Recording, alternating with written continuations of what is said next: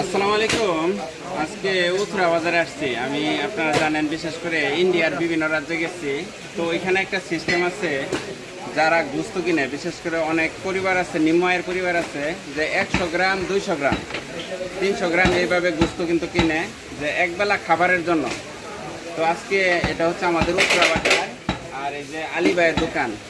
তো আপনাদেরকে এই জন্য ভিডিওটা দেখাচ্ছি যে আলী ভাইয়ের কাছে আসছিলাম, এই যে আমি এক ভাইয়ের জন্য গোস্ত নিতেছি।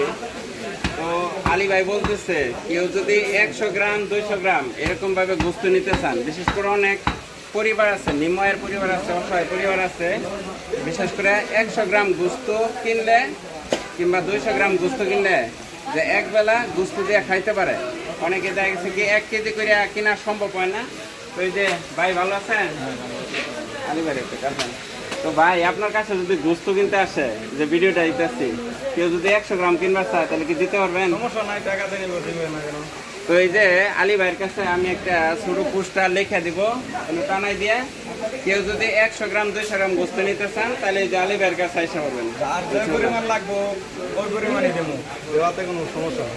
মানে যার যতটুকু গোস্ত প্রয়োজন, মানে এখন সামনে ঈদ আসতেছে, যে আপনারা জানেন আমরা প্রতিদিনই রোজা উপলক্ষে ঈদের বাজার দেই। ইনশাল্লাহ যে আরো বাজার আছে গোস্ত দেব। তো এই যে আলী ভাইয়ের কাছে আসছি আজকে, এটা হচ্ছে উথরা বাজার। উথরা বাজারে আলী ভাইয়ের দোকানে আসবেন, আপনার যে কোনো পরিমাণে গোস্ত নিতে পারবেন ইনশাল্লাহ।